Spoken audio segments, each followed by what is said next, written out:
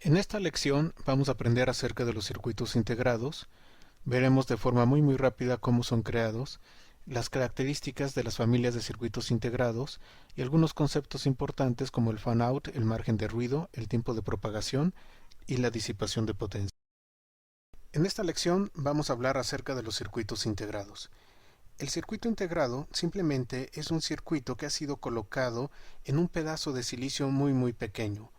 Tanto los transistores, las resistencias, los diodos y otros componentes con los cuales nosotros creamos los circuitos van a ser colocados en el silicio con tamaños sumamente pequeños, de tal manera que podemos tener circuitos muy grandes en componentes muy pequeños como los que tenemos en pantalla.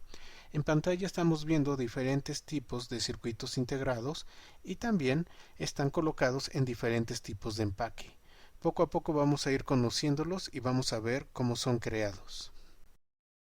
Este diagrama nos muestra cómo se crea un circuito integrado. El circuito integrado, bueno, existen diferentes tecnologías para crearlo, pero el concepto básico es el que tenemos en pantalla, en el cual vamos a tener diferentes capas de silicio colocadas una encima de otra para lograr crear los componentes que nosotros necesitamos. También vamos a tener material aislante, como el dióxido de silicio, que es el que encontramos nosotros representados en esta área, y materiales conductores, que puede ser aluminio, que vendrían a ser estas conexiones que estoy mostrando acá. Este es un corte lateral de un pequeño circuito, y tal y como se vería adentro de un circuito integrado. Ahora, ¿cómo está funcionando esto? Bueno, vamos a empezar a reconocer los diferentes materiales que nosotros tenemos. El material que se encuentra en color gris oscuro es silicio puro. Este va a ser el sustrato o la base sobre la cual se va a construir el chip donde se encuentra el circuito integrado.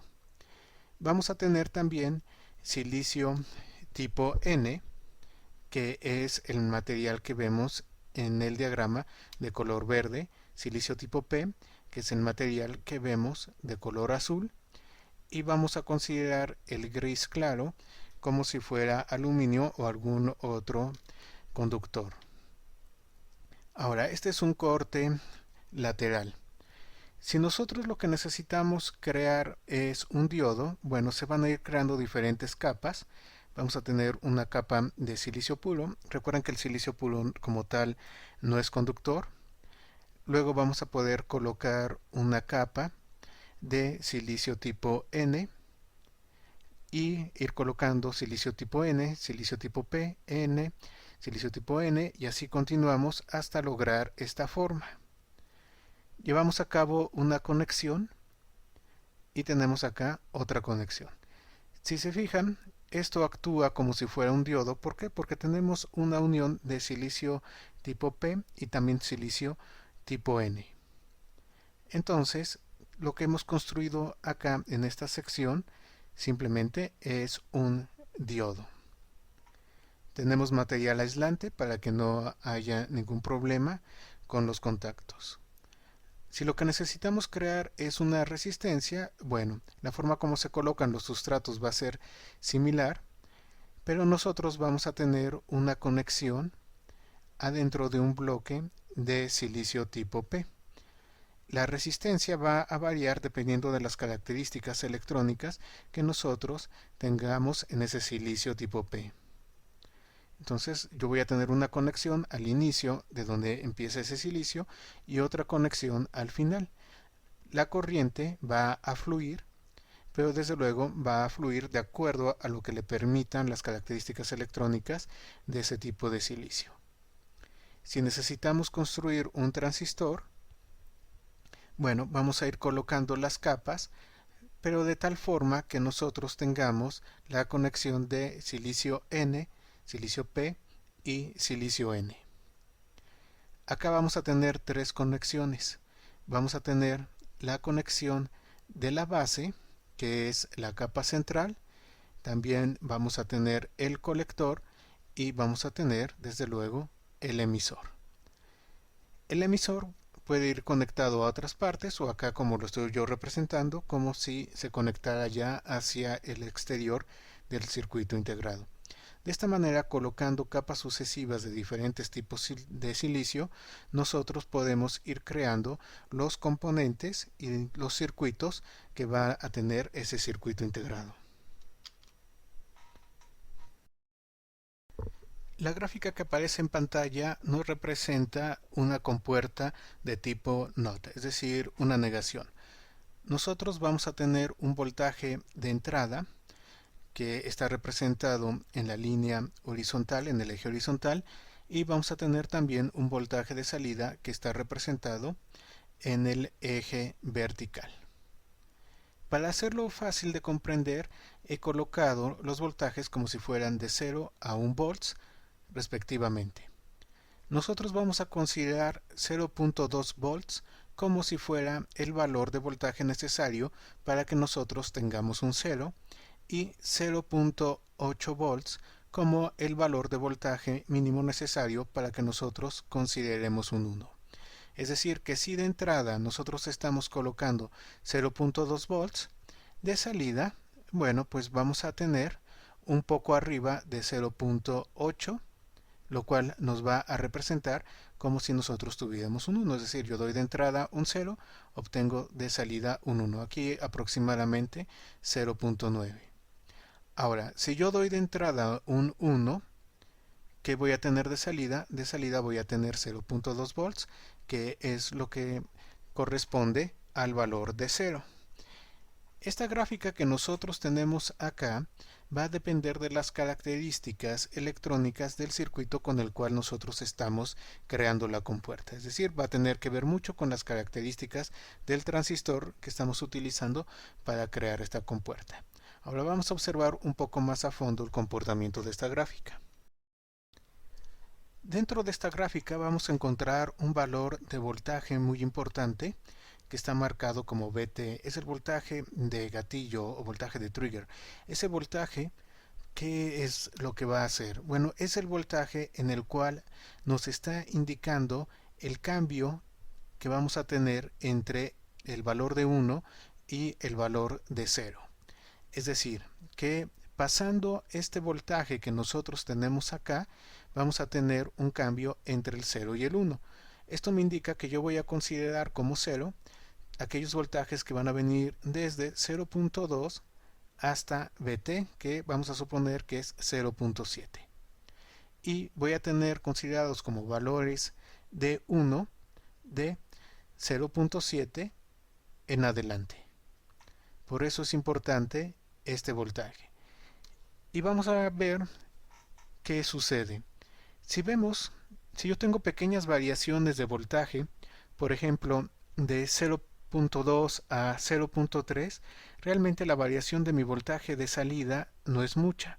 Incluso si yo tengo una variación de voltaje de 0.2 a 0.4, pues tampoco no varía mucho mi voltaje de salida. Podemos llegar incluso también a 0.6, lo cual nos da un voltaje de salida de 0.8, que está muy bien adentro del rango de lo que nosotros consideramos 1. Sin embargo, conforme nosotros vamos avanzando de 0.6 hasta 0.8, vemos que hay una caída muy fuerte en el voltaje de salida. Entonces, llegamos al valor de 0.7 y a partir de acá el voltaje de salida que nosotros estamos teniendo ya lo vamos a empezar a considerar como si fuera un 0.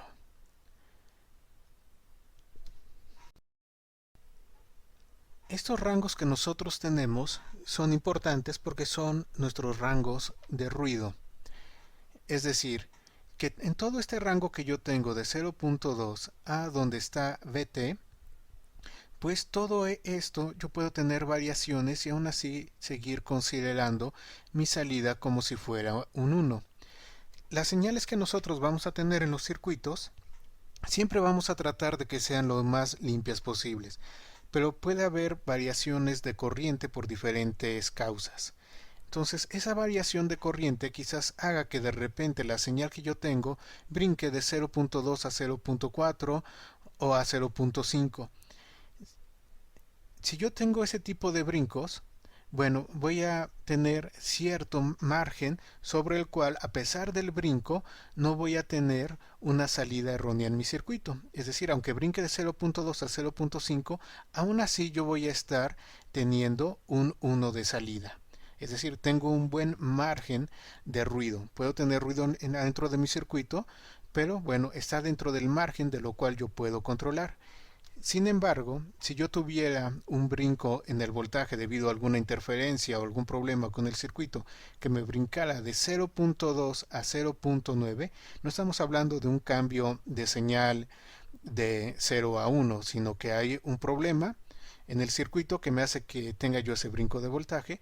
Bueno, si yo tuviera ese brinco de voltaje de 0.2 a 0.9, ¿qué pasaría? Pues pasaría que mi señal que yo estoy mandando como si fuera un 0 y que yo tengo que tener una salida de 1, de repente se convertiría en un 1 y me daría una salida de 0, generándome problemas en la lógica del circuito que yo estoy teniendo. ¿Por qué? Porque ya se calcularía la lógica con un valor falso. Entonces aquí ese brinco de voltaje estaría afuera de nuestro margen de ruido. Técnicamente nosotros vamos a definir el margen de ruido pues como una resta. Simplemente vamos a tener dos voltajes de ruido.